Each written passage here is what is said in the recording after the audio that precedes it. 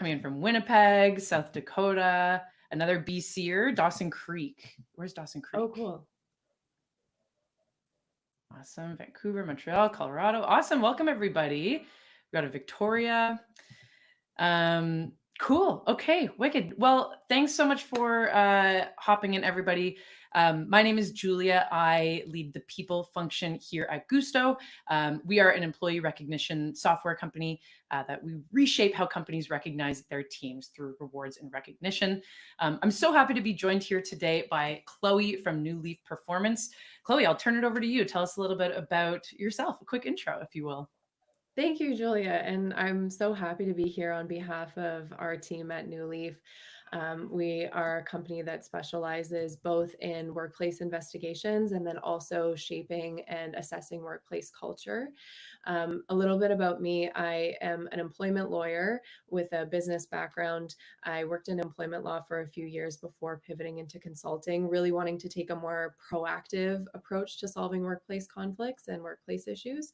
And I've been with New Leaf for the last year and really passionate about the work that we do, creating healthy and well workspaces. Awesome. Cool. Well, thank you so much, Chloe, for being here.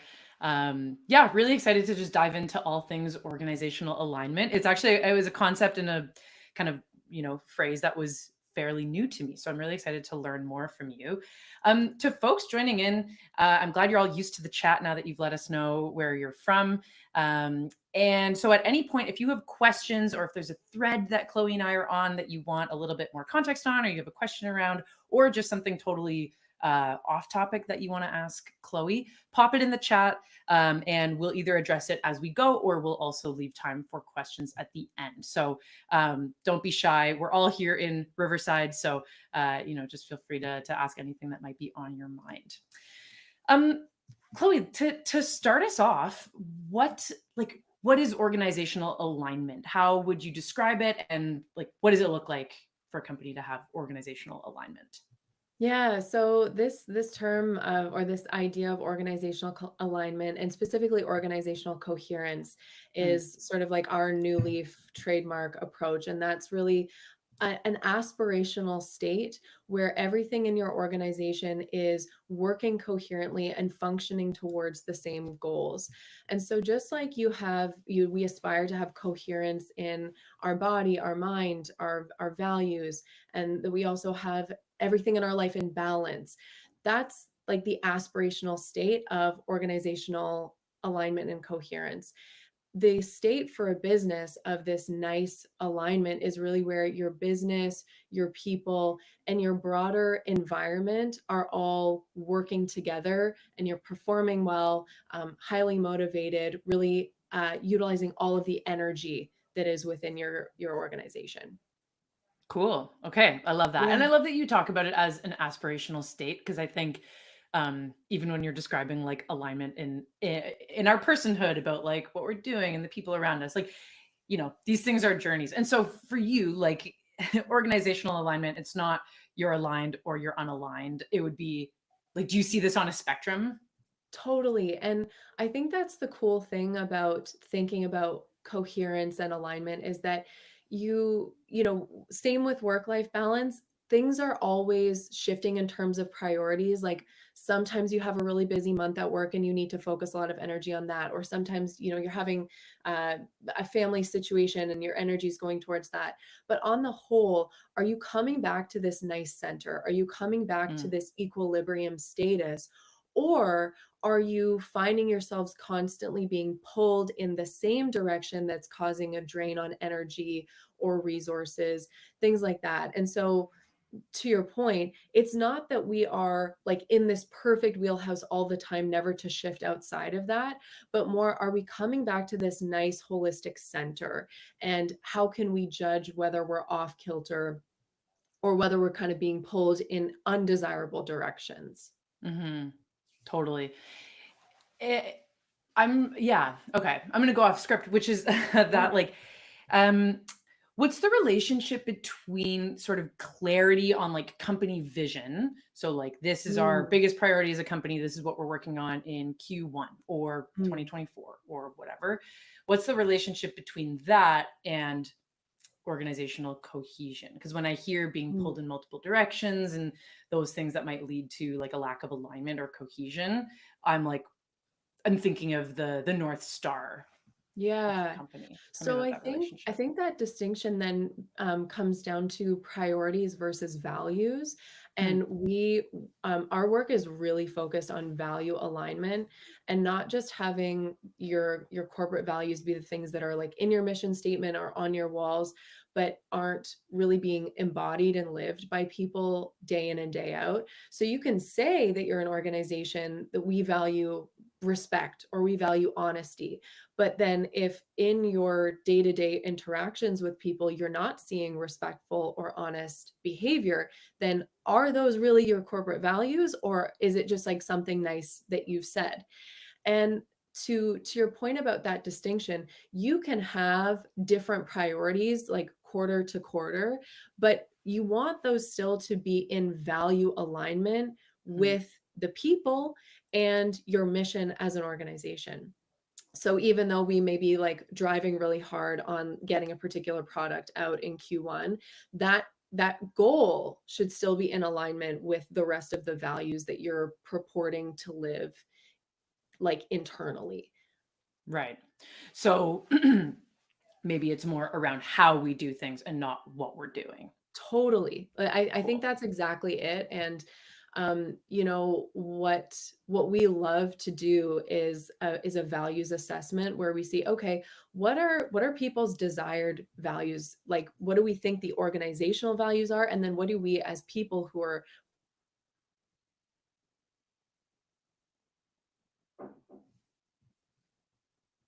alignment, Hmm. and then where's their unalignment? So people are saying, hey, I think that trust is a really important value to me, and it's a trust, it's a value that I want to see us as an organization aspiring to, but I don't see that happening right now. And so part of the work that we do is setting you on that path of, okay, this is where people would like to be aspirationally, this is where we are, how do we get you value aligned in terms Hmm. of your outputs and your inputs. Cool. Yeah, that's really interesting. We sort of in the work we do at Guusto is we try to like improve workplace culture through recognition, but a big part Mhm. of addressing workplace culture is like defining it. And to your point, it's not ping pong tables and it's not values on a wall. It's like it's our character. It's like how we make decisions and how we do our work. Um, You can see me nodding emphatically yeah, because totally. values are so interesting because they can be so unique to each individual organization.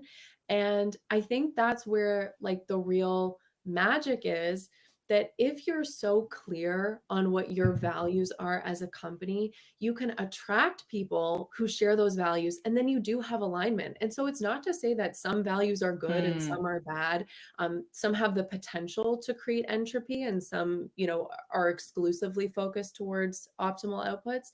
But there's nothing like bad inherently about being like a high performance culture or like a high or a low risk culture. But those are things that you want to find people who are aligned with and really Yes. tailor to that, as opposed to saying, well, broadly we want to do all of these things that seem really great, but if you have people who are kind of like, okay, but what are we doing? They don't know whether they're a good fit or not either.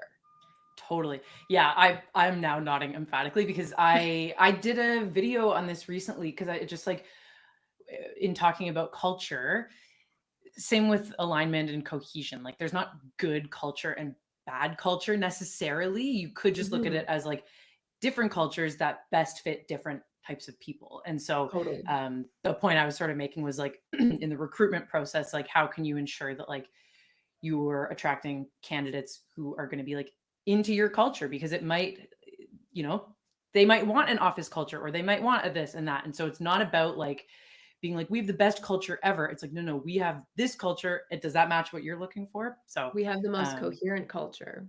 We have the most exactly with aligned the culture. people. Totally, totally. Cool. Okay, love it. So, how do you know if you have this secret sauce of like organizational cohesion? How do you know if you have this or not?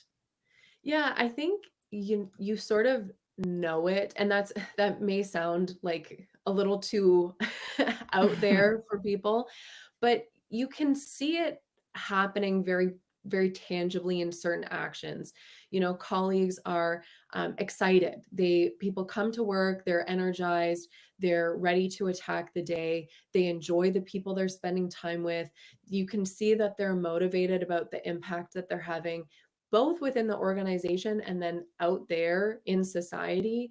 They can see the impact that they're having either with clients or with the product, and they're also able to have the work life balance that is right for them individually, because you know everybody's concept of work life balance is different. But what we don't want to see is people who are feeling burnt out, Hmm. who don't seem to have enough energy. One of our favorite concepts at New Leaf is what we call unconditional positive regard. So am I able to look to you, my colleague, and assume the best about your Mm. actions? So I say, oh, you know, like I saw that Julia sent me this email. I think what she was trying to get at was this, or I think that you know she of course had a positive intent here. How can I read into that? When we're stressed or when we're feeling a lot of constraints, we can have a tendency to then go like, oh well, I don't think that they really got it, or they're not really working in alignment with us. So it's about, can we meet everyone in the work environment with positive intentions? Are we seeing high turnover? Are we seeing sort of problematic cultures or subcultures? Are we seeing particular departments kind of having reoccurring issues, either with human resources complaints or with unproductive outcomes? Like all of those things are kind of indicia of misalignment. And then of course like burnout, instability, and those things kind of hallmarks for it as well. Totally. Cool. Sorry, there's some sirens. I'm not sure if you can hear. Yeah. I'm downtown. I'm in the heart of Toronto. Um yes, that all really resonates of like, yes, if you're looking at your culture or like the work that you're most preoccupied with, that's taking up most of your time as an HR leader and an HR practitioner, that can Mhm. probably be a pretty telltale sign. How are you uh how are companies collecting this feedback on like how things are going? Like how should a company know if, burnout is really prevalent? Or like of course they'll look at retention rates and that kind of thing, but is this, are you suggesting clients, assess organizational alignment based on like pulse surveys and like feedback that's coming? Is it more anecdotal feedback? Like, tell me about how I could measure this at my organization. Yeah, so there are a lot of ways to do that. I think employee pulse surveys or questionnaires have become a popular methodology for getting some of that quantitative data. And that's something that's part of our discovery process as well. So, I mean, for us as a consulting company, we're an unbiased third party that you can bring in to help facilitate that discovery process. I mean, if you want to do it in-house and internally, surveys are a great way to do that. But for us, and where we sort of see the real magic in what we do, is asking a lot of questions, and we're complementing the data from surveys and questionnaires with one-on-one interviews, where we have that opportunity to ask questions, to read people's emotions, see how they're feeling. Okay, like I'm noticing you're expressing some frustration around this. Where does that come from? What are the things that in your day to day are really sucking the wind out of your sails? Like you come in and you're like, oh my God, if that printer malfunctions one more time, I'm going to lose it. It's like big and small things that can compound into people feeling frustrated or disengaged. And so that's really what our discovery process is about. It's combining those two things. It's saying, okay, here's like what the data is saying around common problems, and then here's like the narrative. Here are people's lived experiences and the things that are either like propelling them into a total level of success, or are really holding them back and saying like, I just don't know if I can see myself here long term because of these reasons. So yeah, I think for people leaders, you have this great opportunity to be that touch point person who can facilitate those conversations. And if you like, I mean, a great way to do it is to also have group workshops or group discussions. So maybe you bring all the people from one department and you say, okay, break down like your day to day for me and what are the things that totally inspire you and the things that, suck the wind from you. Even just having those kind of conversations without them being or feeling too like too pushy or too like scary around, oh, I'm talking to HR, like what is that about? More just like inviting the conversation and saying, hey, we really want to learn how we can create a better work experience for you. What would that mean and what would that look like, and what would be a few things that would really get us there? That can be just a great low threshold, low barrier to entry way to begin the exploratory exercise. Totally. So a lot of the stuff you're talking about and I love the idea of this qualitative feedback of just like having Mhm. one-on-one conversations with people to just learn. And I love that. I actually love the phrasing of that question of like, what just like takes the wind out of your sail? Because I feel like everyone has something that they're like, oh yeah, Yeah. that thing just sucks. Yeah. But you know, to me, ideally, a lot of these conversations are happening as we go, Mhm. because managers are having, in a perfect world, weekly or biweekly one-on-one conversations with their direct reports that are ideally just around like, hey, how's your experience as an employee right now, and like how, yeah, what's the low light of your week been, and then you can kind of like figure that out as you go. So I guess my question is like, come organizations that are coming to you and sort of like looking for support on organizational cohesion, how much do you see could be prevented by something like a weekly one-on-one? Or are these larger issues that companies are presenting with? I think it varies. So, sometimes we have HR or people leaders coming to us and saying, we're not 100% sure what's going on here, but we're seeing Hmm. like a little bit more turnover from this particular department, or we've had like a few comments about this specific leader, but maybe there's more here.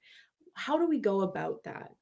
And that's another cool part of our process is we come into an environment, we look and we say, okay, so we've heard that there's this rock and we're going to look under this rock, but we're also going to look under all of these rocks, and maybe there will be things that come up that no one in the organization was aware of, but Hmm. because people feel comfortable to have like a nice candid conversation with us, we hear it and then we're just kind of distilling everything into a nice neat package. So, is it sometimes things that people are aware of and like big issues that need to be resolved? Yes, for sure. And to your point, a lot of this could and can be resolved by having those more regular one-on-one conversations.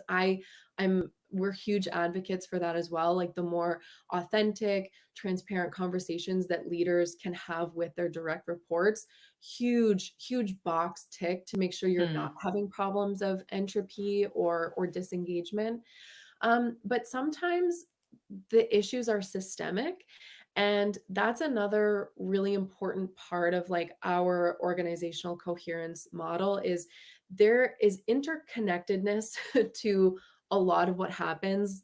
Like workplaces, like any other organic system, are interrelated and there's symbiosis. And so what may be like manifesting as one issue with, like, let's use the example of people having a problem with their direct supervisor. Sure. Did this person receive the training that they Hmm. need in order to fulfill this role? Are the expectations that are being placed on them disproportionate to what they're able to execute? So, yes, we may see that person A is the subject to criticism from their employees, but how are they responding to their environment? And like that's where it can be kind of like a web to pull apart. Where's the source of what's happening? And is this a symptom, or is this a like the illness itself? Hmm. That's really interesting. Cool. I feel like I have a couple of threads that I want to follow, but Yeah. what about part of me feels like if you as an organization were doing pretty well, but you're sort of like seeking out a consultancy like this to sort of have a checkup or see like, hey, what are areas for improvement? Mhm. Do you find, is there ever a sort of scenario where like the way that organizations roll out your involvement with them Mm. can that amplify problems? Like, can that create like like ooh, this is a bigger deal than we thought, you know? Like, is there ever anything like that? Or like how can someone strategically roll this out so that it doesn't cause concern, but you can still sort of uncover, under look under those rocks? I'm laughing really hard because I have just completed a mandate where um despite all of the efforts that we go to kind of like package everything, you don't quite know where this kind of initiative will land with people. And we have, conducted hundreds of these kind of assessments. And so we sort of know, okay, this is like a good way to roll it out. But depending on how sensitive and how vulnerable people are to what's happening in the work environment and this kind of intervention, like sometimes we are dealing with unexpected reactions to an initiative that I mean, from our perspective, is always well intentioned, is always Mm, from the view of creating transparency, inviting everyone into the conversation. But you don't know what experiences people have had in the past with any different kind of workplace situation. And so, yeah, despite all of those efforts, it can feel really vulnerable, or people can wonder, like, is my job at risk? Are we yeah, restructuring? Are we, does this mean that somebody's getting fired? Is this an expose? yeah, Like, I think the way that we always try to approach bringing this kind of initiative into a work environment is just getting everybody involved right from the get-go. So have a session where you say, invite everyone, and maybe you have to package it out over 3 or 4 different info sessions so that everybody gets the same information, but to just sort of clarify, like, what is happening and what isn't happening. And to yeah, say, we're interested in learning about the work environment from our employees, because we want to make sure that if there's things that we can fix or changes we can make, that we do that and that we listen to you. People are usually really receptive to that because employees know what their frustrations are, and given the opportunity to talk yeah, about them, they will. And then, also just to dispel concerns and to say, this isn't part of restructuring, this isn't part of an investigation, like, clearly parse out what it is and isn't, can help. And just creating that level of comfort. And again, that can vary completely depending on the work environment. Even though our process is always with positive intentions, people can still feel, well, I don't trust my organization, I don't trust that they will deal with this information in a way that's safe for me. We don't have control over yeah, that. And but for us as well, we always become part of the culture that we enter into. We see it, we feel it, we know what's going on when we kind of enter an environment.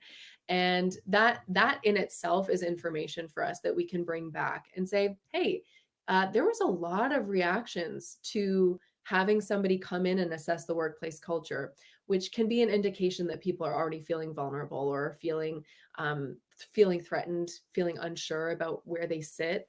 And that in itself is something to action.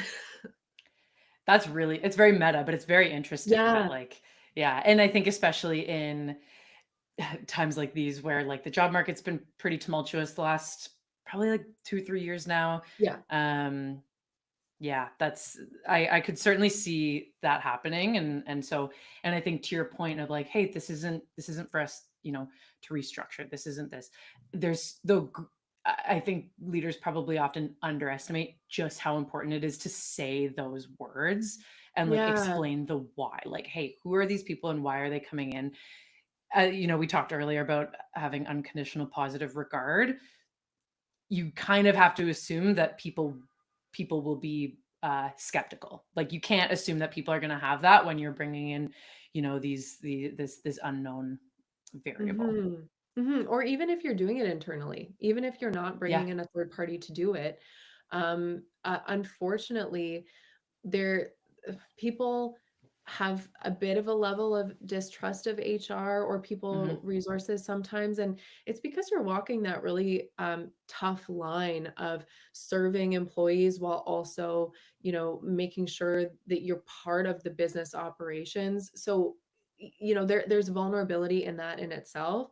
And I have a great, I mean, I have ample respect and, um, you know, the feeling of empathy for people leaders, because it's such a hard position to be in. You want people Mm, to trust you, and still there are all those factors that make that difficult. But just continuing to be like a safe and confidential place for people is really important, just in order, even if you're doing it internally, for things to land well. totally. Cool.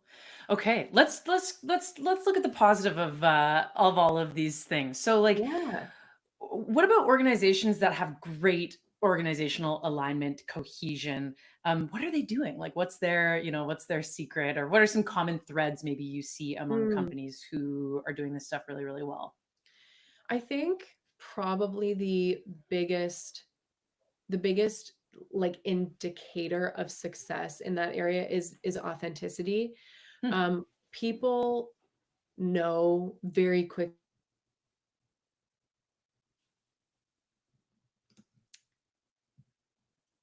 We just lost you for a second when there, there's maybe like Chloe. a bit of a shell game around. Oh, Oh, sorry. I still have you. Do you have me? Okay, that's perfect. Just rewind. You said people know really quickly when.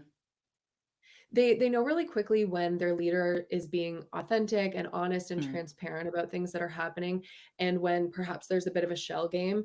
Like, things tend to fall apart when leaders say something is going to happen and then something different happens, or they were promised a particular outcome and we get something else. Leaders who are able to talk with their employees about the good, the bad, the highs, the lows, the ups, the downs, those are the people who really win the day in creating a positive culture. And then also, as we talked about earlier, the shared values, where you have good alignment between the values that people hold and then the organizational culture. I mean, those are two big wins in terms of having a successful environment. And then what does it mean, like, if you achieve organizational coherence? Well, you have so much energy that is going towards positive outcomes and achieving your objectives than is spent on unproductive outcomes. Like, Hmm. I always love to give the example of, if someone has a conversation with their boss that doesn't go well, are they like having that conversation that's a half hour and then 5 minutes later going back to the work that they do? Hmm. No. They're going to spend 15 minutes probably processing it by themselves, another 15 to 30 minutes talking about it with a colleague. And then, instead of having like a nice, unplugged evening to themselves, they're probably going to go back and think about it and decide whether they're going to do something about it the next day. Like, that's just a micro example of an hour or two of people spending doing stuff that is completely unrelated to the Hmm. organization objectives or to what they're doing.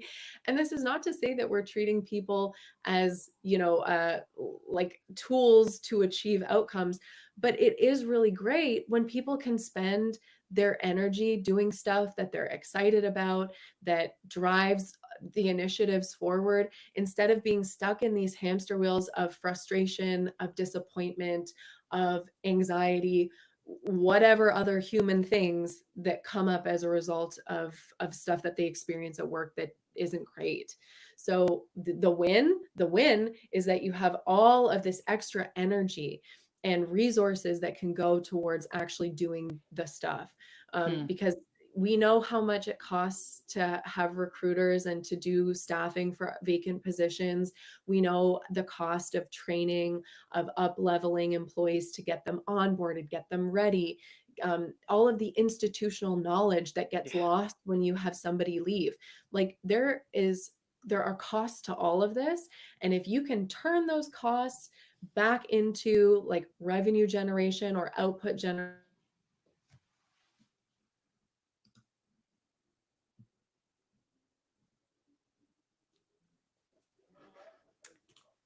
I lost you for a tiny second, but I think I got basically all you were saying. If you can turn those costs of people's time into like positive things, it's better for everyone.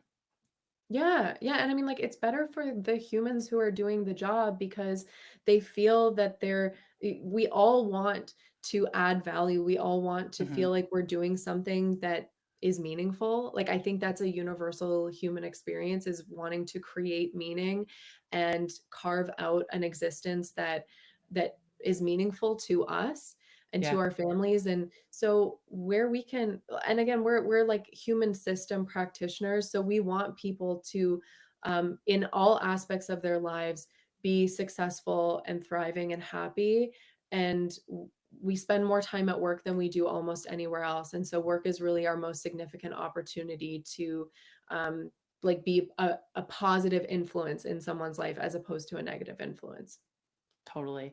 And I loved what you said, going back a bit, about authenticity being like one of the most common things you see among organizations who are doing this really well. And that resonates so much with me when I think of, the best boss I ever had. It was someone who was like really transparent with me and really like Mhm. gave it to me straight about what was going on. And so then my question to you is like, if you think of and someone actually mentioned this in the comments, if you think of a middle manager, Mhm. which I think is one of the toughest positions to be, you might not 100%. have, yeah, like you might not have all of the information.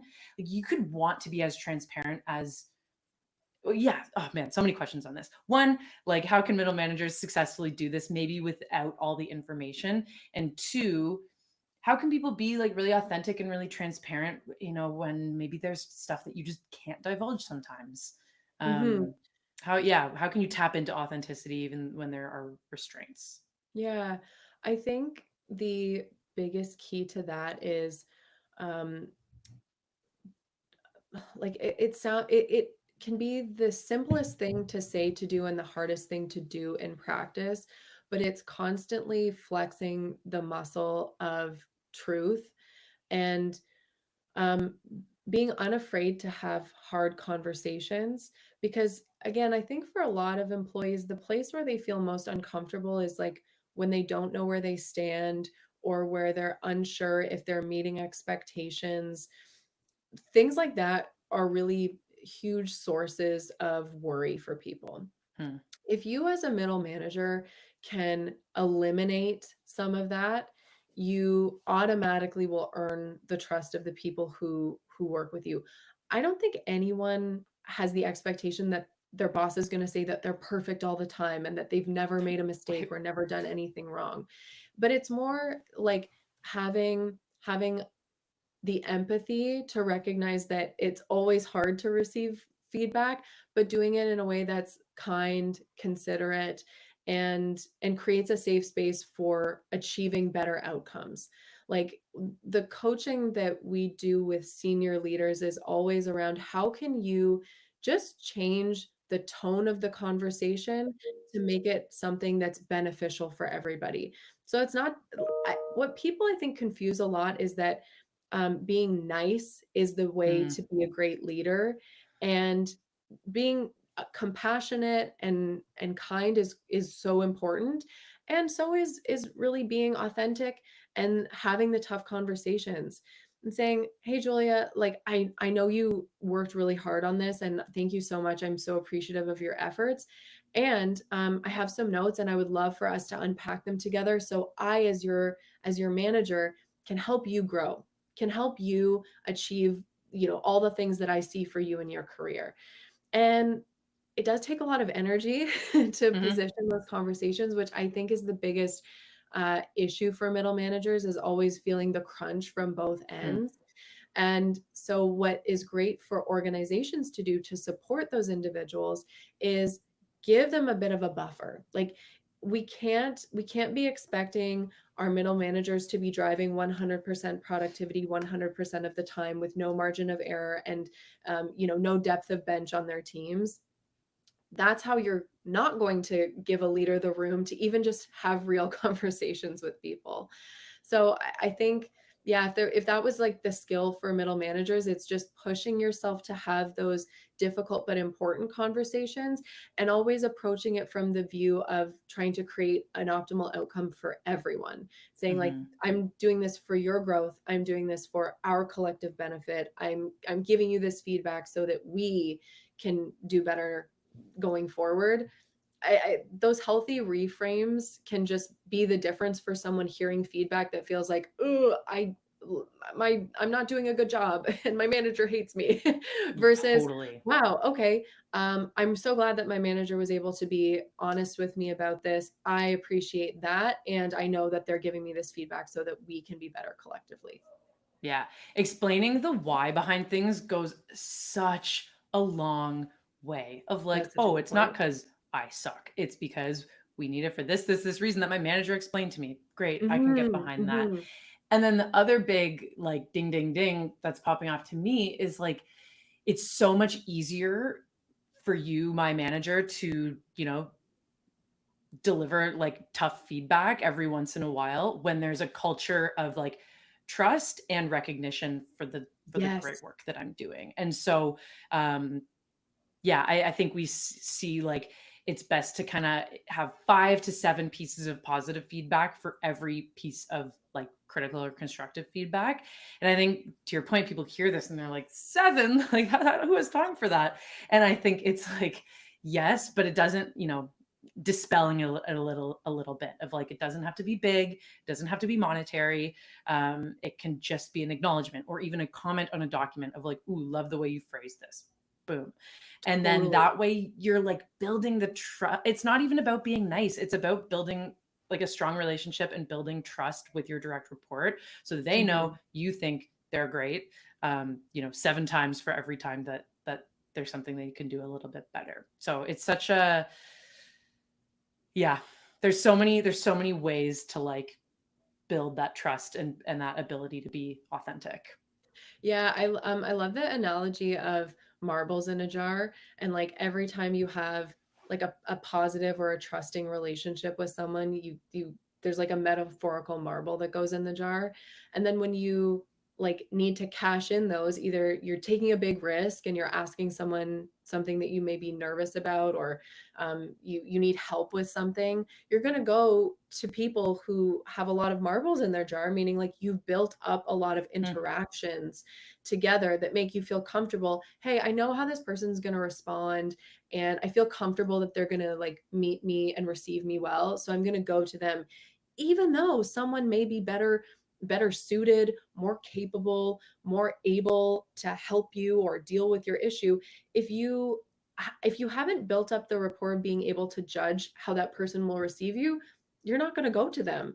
And mhm, so when we're like looking at cultures, we like to instill those behaviors of people being receptive to conversations. That's not to say that you have to be an extrovert or that you have to embody a certain personality type that doesn't work for you. There are ways for all people in all ways to create those positive micro recognitions, micro relationships that mhm. build into something that's more substantial.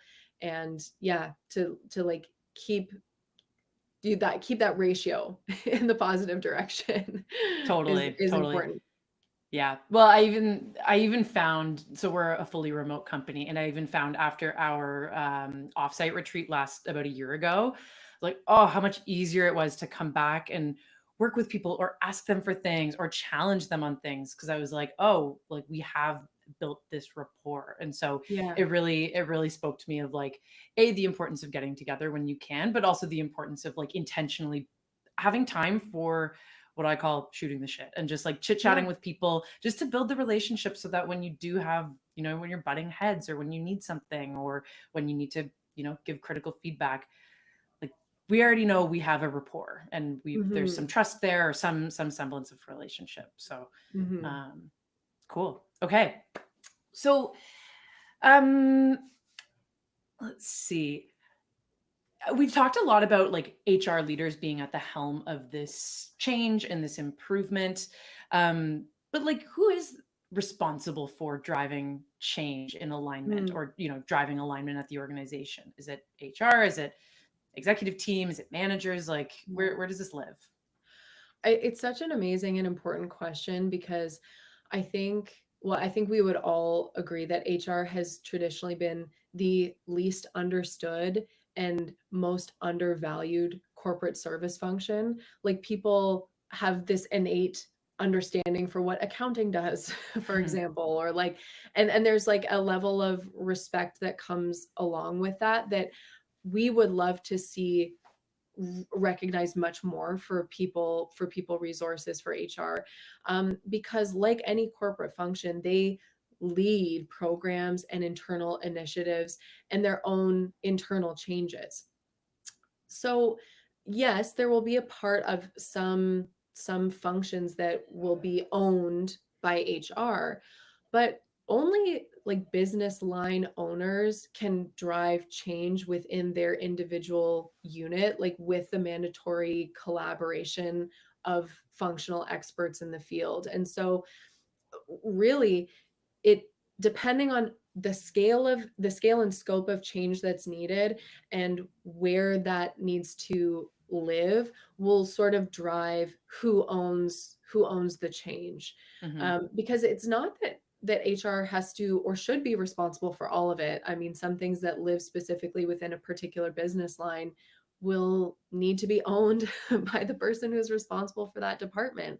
And it may mean that that person needs some additional support, either from, the executive, from the board, from whoever, or from an external practitioner to kind of hold their hand through the change management. So it's situation dependent, but especially for large scale cultural change that really begins at the top with policies and governance, that needs to be held by the most senior person, and they have to appropriately allocate the resources that will allow the right filter down, to make sure that change happens. And so that can be like easy or challenging depending on who that person is and their appetite for creating a more positive environment. Totally. Yeah, I think with things like this, it can't be like an HR priority. It has to be a company priority Yeah. because everyone needs to impact it in different ways. Yeah, and we find that it often is HR who is coming to us because they have the best pulse on what's going Hmm. on. And so they'll say, "Hey, I kind of would like a business case for making a big investment. Like, Hmm. I think that there are some things that are going on here, and I would love to know what you think about it. And maybe you can help me get the funding or the approval or the whatever that I need to make this change, because I'm here at HR with my hand up saying, "Hey, Yeah. we got some stuff we need to fix, but I'm not like able to make the business case for it right now. Can you help me do that?" And then, I mean, that's our great value add, is coming in and saying, "Well, here we go. Would you like data? We have so much." And let's talk about what it would look like to make this kind of investment and what energy you need, and then what your end results could be. Like how much lost energy could we reintroduce by tackling some of these problems? Totally. And I mean, historically, it's very difficult to measure and, speak in numbers the importance of some of these initiatives. And so what are the Mhm. key, like what's some of the ROI that you arm HR leaders with to go back to their C-suite? Like what data, like what metrics are there? Yeah, so part of our discovery process, again around value alignment and the kinds of questions that we ask, we're able to get a benchmark on the entropy. So in our reporting to a client, we'll say, based on our assessment, you're losing 20% of your Hmm. available energy because you're not in that state of organizational coherence. Your coherence is off, and that's, you can correspond that with 20% of your revenue going towards unproductive outcomes. So that's the big picture part of it. And then we can also give insight on how many people said that they would be likely to leave the organization in the next year. That's a good tracking number to look at your cost for recruitment and those functions. um, it depends on what you're interested in finding out. We have so many we have so many different kinds of questions that we ask depending on what you're interested in. But then we can come back and say, okay, these are the potential costs that you could look down the horizon at if we don't get some of these things buttoned up. And then that can help create the business case, or give you that insight around what the costs are to your current Hmm. culture. Cool. And then Rihanna in the chat here asked, kind of on the same thread. How do you get upper management involved if they're technically approving the changes but not participating in them? Mm. And so, yeah. Yeah, I think for us, our approach is always invite as many people into the conversation as possible. And so where it may be HR who's coming to us and they're kind of like carrying the torch of the report, we say, "Hey, who do you think needs to hear this information? Mm, And wouldn't it be great if they came into a session with us where we're presenting our report, giving the opportunity to ask questions?" Our process is always very dynamic, where we think that facilitating the conversations can really be the part that helps it land with mm, people. And so, yes, while it can be quite common that people are responsible for like resourcing the change but maybe don't want to be involved, there can be certain like key words that can get all of a sudden somebody interested in how much of an impact it could have. And that's why we always do talk about the costs associated with disengagement, or the costs of the lack of coherence, because there is a monetary component to it. And I think that any engaged business leader, owner, wants their business to be doing well. And if you can paint the picture and say, this is really going to be a barrier for us achieving what we want to unless we get this sorted out, you do tend to get better buy-in. And I think the other part too is that leaders don't necessarily want to be told how they should change their business or run their mm, business, but it's again more about creating the environment where they can own the solutions and come up with some solutions to those problems and say, okay, here, we've presented the issues to you, these are some recommendations for how we might tackle them, but do you see that going differently? Do you see a different way to kind of address the issue that you're facing? And that in mm. itself can also be like a good point of kickoff for some change. Totally. Yeah, But I it's all empathize with how about challenging that can be. big time. Yeah, it's about getting buy-in, and those are some really nice strategies you mentioned. Yeah. I have another question. We're going to seamlessly transition into kind of some Q&A. So, folks, if you've Yeah. got questions for Chloe, pop it in the chat. So, Nicole asks, how do you get key departments and upper management to talk with each other more effectively and be held reliable for the projects and tasks that are needed to be done and required at debriefing? Mm, That's and then how can expectations be clearer to all aspects of a project, not give out tasks at the 11th hour? So mm. capacity planning. Yeah. So what I would say, I'm thinking of an organization that I've worked with where there were a lot of issues of siloing. So Mm, each business line is really committed to their individual business line and achieving success on that, but we know how interdependent all of those functions are, and you can't achieve success for accounting and completely be in the dark about what else is happening. So to that, what can be really good to do is just asking people to wear their senior management team hat before they put on their own department hat, hmm, and try to cultivate a space at that senior management or senior leader table where those individuals are supporting one another, championing one another's initiatives, and looking for opportunities to like collaborate.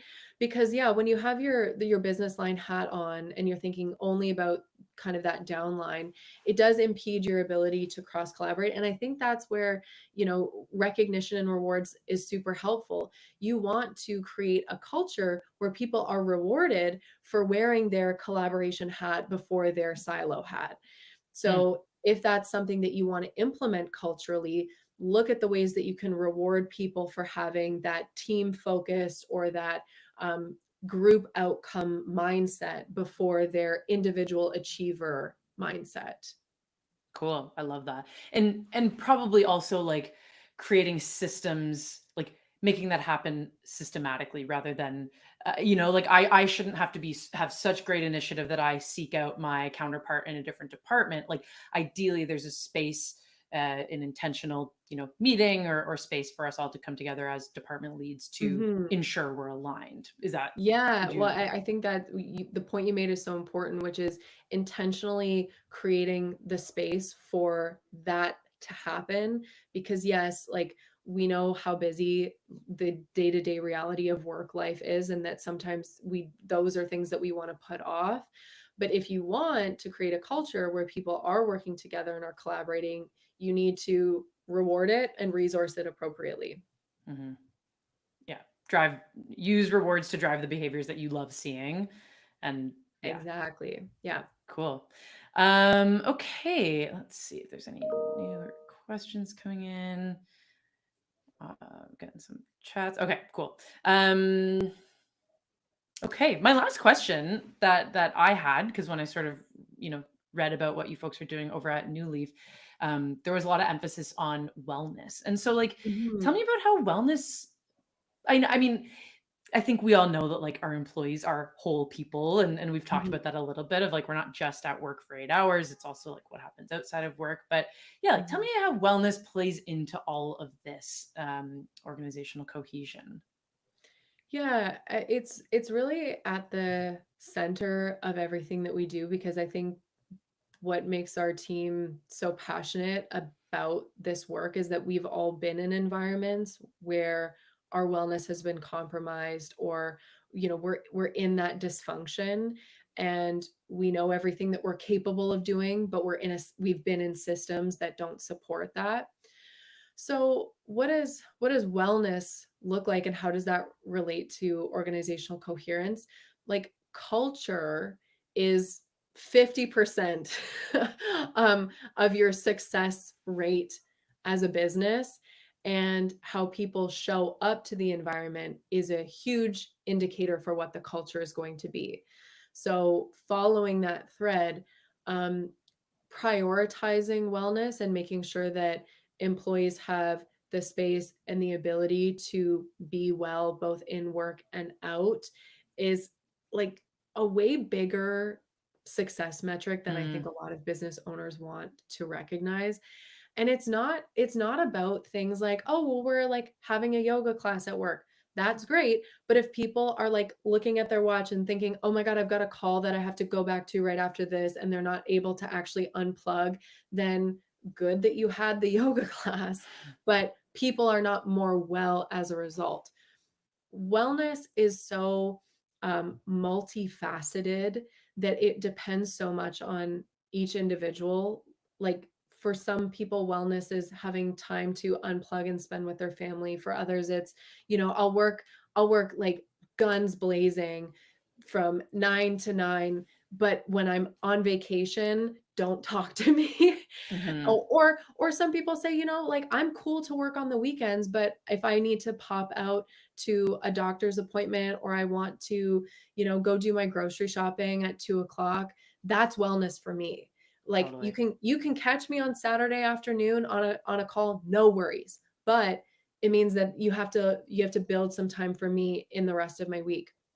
And so, this sort of circling back to our conversation about middle managers, that's where you have the greatest capacity to influence wellness, is by knowing your team, knowing what's important to them, and trying to build systems that allow you to recognize their individual wellness. And like, we know sometimes there are hours that people need to be available. Hmm.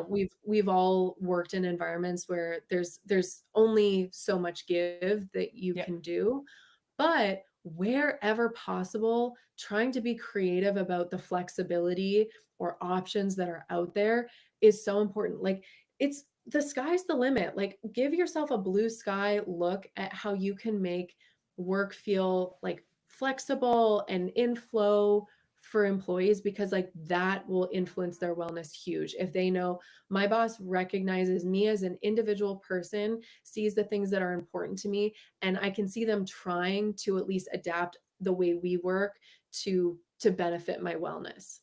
Totally. Even if it's, maybe we can't offer this type of flexibility all the time, but hey, it's March break and you have kids at home, like Yeah. let you know what I mean? Like just hey, your employee's a full person and maybe they have like that's just such a great thing you can do for 1 week, and it's like no big deal. Yeah. Or Yeah. even like, ask each individual person, like, if they could structure their work week Yeah. in an ideal way, what would that look like? That will give you a lot to work with. That's not to say that you have any obligation to say yes to all of those things, but they may have ideas that you would never have thought of about what would make work meaningful for them. And it may be so easy that you're just like, oh, that's nothing to me. Of course you can do that. Yeah. But if you don't have the conversation, then you never know. Totally. Totally. Well, Chloe, thank you for joining me and geeking out about all things organizational alignment. We were joking Oh, it's been before about such a like pleasure. how much each of us just like love talking about this. So thank you. And where can people find you? What are you doing over at New Leaf? Give your kind of exit plug here. Yeah, well, we have actually recently launched something that's really exciting for us, and it's our New Leaf Coherence Index, meaning it's a self-assessment tool that's now available on our website. It's 10 questions, and for any business leader or HR professional to do a really quick self-assessment on your workplace culture. It positions it all in our model. You get a free report that will sort of show, okay, these are your areas of strength and weakness, and it can be a really great conversation starter. So I think it was Nicole who asked a question earlier about, how do we like get people to buy in on this? It's something free that you can just bring and say, hey, we did this self-assessment and this is what I see some issues are. Could we explore this further, or could I get some funding, some resources to delve into these areas? It's very cool. So our website is newleafperformance.ca. And if you're on either the Learn tabs, or I think we have a button there right now where you can just link right to the self-assessment. It's an awesome tool. And all of our contact information is there. And like I said, we also do workplace investigations. So if you're an HR leader and you need a more in-depth fact-finding process to complement all the things that you're doing, but also to resolve more acute workplace conflicts, we're a team of professionals, lawyers included. So that's an additional way that we can support you. Awesome. Cool. Well, thank you so much for joining, Chloe. Thank you, everybody, for chiming in and for your questions and for making this such a great conversation. We will see you at the next webinar. Signing Yeah, off. thank you so much. And you can find me on LinkedIn. Always happy to connect. Awesome. Bye, everyone. Bye.